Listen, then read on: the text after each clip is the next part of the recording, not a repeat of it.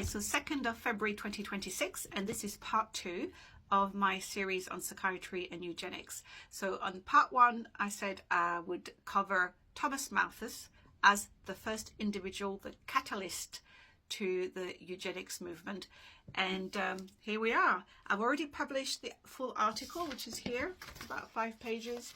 I published that on Substack, so you can read it all at your leisure. If you follow me on Substack, the link is in the bio, so you can just go straight to my Substack and read it. But this I'm just going to have a quick go over for those who are not going to read the article. So fundamentally, there's 3 books that I've used here. This is Malthus' actual works, an essay on the principle of population, which was published in 1798. And it so happens that since he was the catalyst, and the date is 1798, I thought that would be a great point to use as a datum, as a reference point. So, round it up to 1800. And I thought that would be a great start to start with him. And then I can go 200 years either side. So 200 years prior, to then describe what was happening with psychiatry up to the time of Malthus. And that will be the subject of part 3. And then from part 4 onwards, we can take up psychiatry and eugenics decade by decade, all the way up to 2025. And I thought that would work out quite well that way. Then we don't miss anything out, because there are loads of other names, incident, events, and so on. Now, I also used Dr. Adam Rutherford's book, Control, The Dark History and Troubling Present of Eugenics, because his data on Malthus and Charles Darwin actually matched the data in the introduction.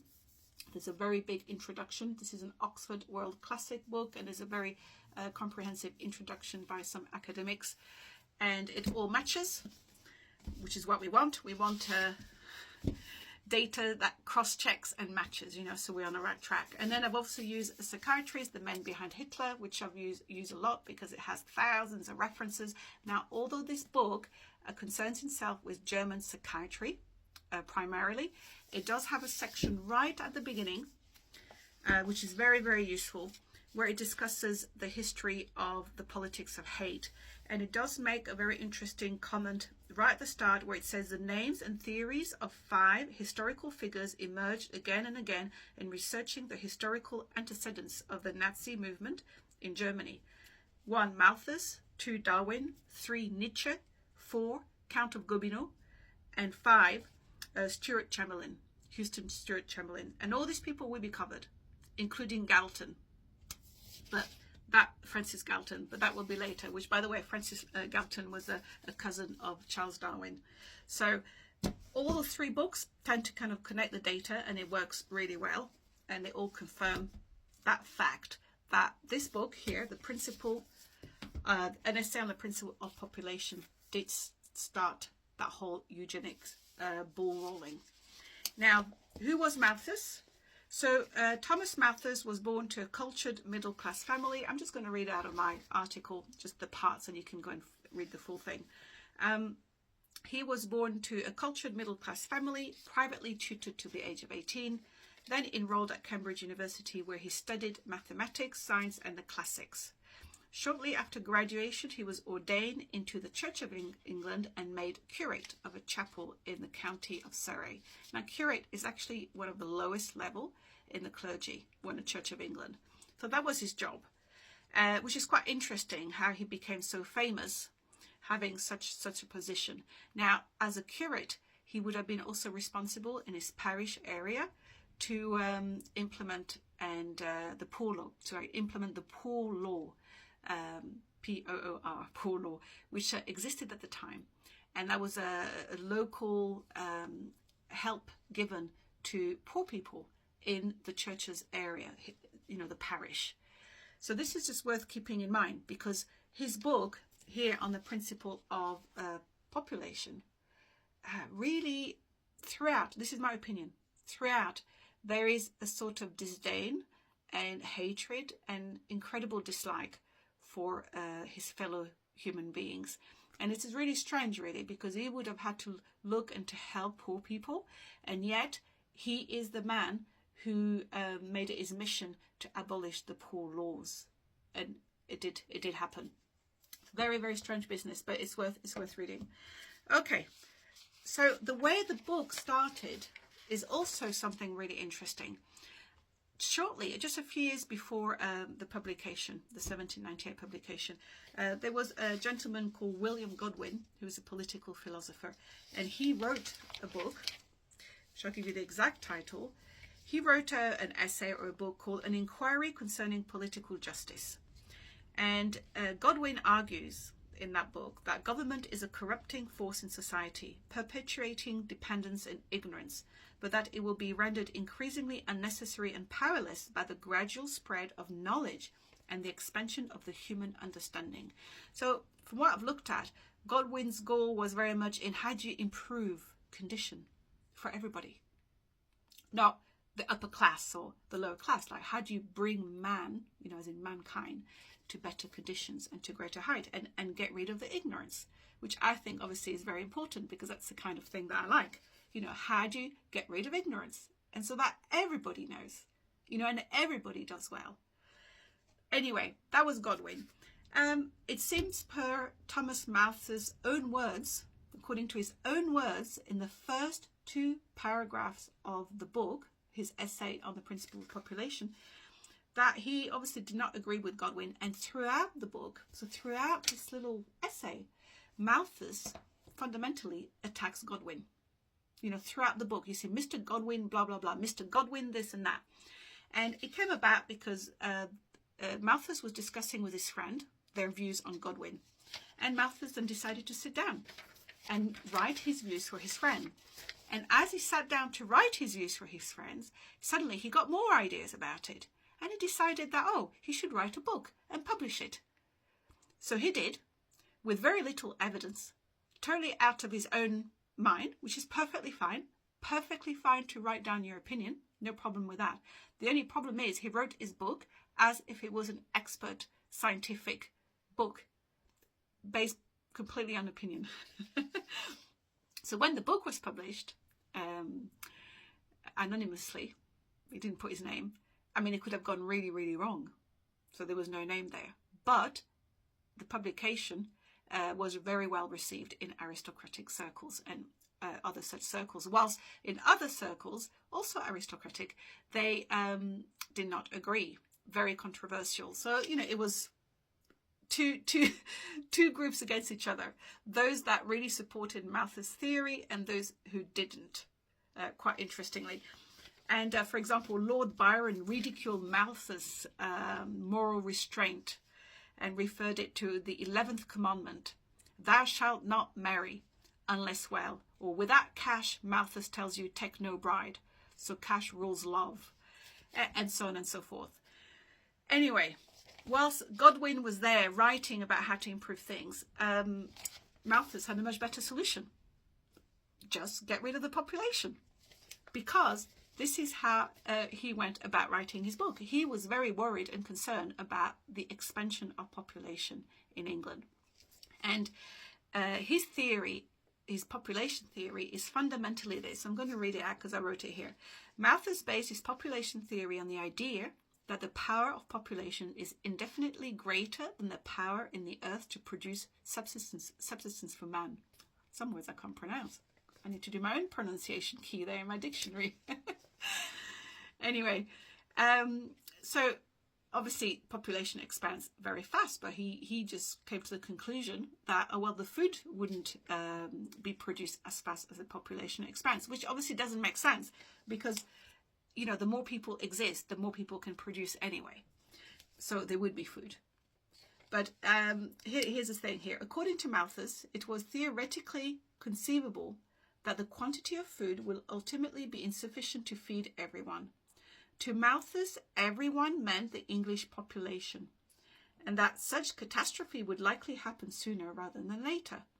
And of course, this would then affect the aristocracy, because they like their comfort, they want their food, their goods, but you have all these riffraff, this lower class reproducing like rabbits, which is what he's talking about. And that's a little graph that he gives there. Just an example of his theory. The population going up and the food just, steadily increasing. But that's fundamentally what his book is about. How do you reduce the population? So obviously it doesn't make sense. So if you I don't know if you realize, but by 2022 currently, only 8.7% of England is actually built on. Do you know a lot of people don't realize this? Only 8.7% of England is built on. The rest is land. I mean, obviously you can't cultivate all that land, but you know, when you think about overpopulation, less than 10% of England is populated. So I just thought I'd throw that in, and I did put the reference in it. So you can imagine that at the moment there's about 57 million people in England, not the UK, just England. At the time when I looked up the population in 1800, England had about 8 million, something like that. But they were desperately worried that all those people reproducing would cause obviously a loss of food, and people wouldn't be able to eat, which is obviously not true. So Malthus concluded that the English population could not be allowed to continue to grow as it was doing. He advocated that the poor and the lower classes were to be discouraged to have children and even to marry if they could not support themselves. And an end had to be put to the lower classes' sexual mania, or passion of the sexes. So he goes on quite a lot in there, you know, basically criticizing human beings for being in love or getting married and having children. But he really attacks the lower classes, in my opinion, as in like, oh, they just want to reproduce, you know, sexual mania, as if the rich did nothing of the sort, which obviously they were pretty debauched people. I'm sorry, but the debauchery that would go on in the circles was pretty gross in Victorian times. So, and it's still the same now, obviously, as we know. But to go and say, you know, the pot calling the kettle black, oh, or you're riffraff, you're reproducing, we're not reproducing like you, and we're allowed, but you're not allowed. So anyway, that was his view. And Malthus goes on to argue that although sexual abstinence was the best solution, war, famine, and pestilence, so disease, were also very necessary to rid a state of its population. Therefore, war, famine, and pestilence were seen as indeed beneficial. So this guy is promoting getting rid of the population by abstinence, getting rid of people's sexual mania, not marrying. And this is all the lower classes and the poor, not the rich. And war, famine, and disease. And that's great. That controls the population. So that's what he argued about. And he worked very hard to abolish the poor law, because he felt that people receiving help was making them reproduce even more. So anyway, that was his views, and he did succeed. He did succeed. And I covered that in the article. I also give quite just sample of the book, so you can see how it works. And I mean, ideally you need to read his book, but you can see that throughout the idea is, you know, the lower classes are riffraff there. We only need them to produce. And actually the disdain, and personally, this is what I found, the disdain and the hatred for his fellow human beings, for me, jumps out of the pages. But I appreciate somebody else may read it and may think his ideas are great. But I'm more on William Godwin's side, you know, how to improve conditions so everybody wins.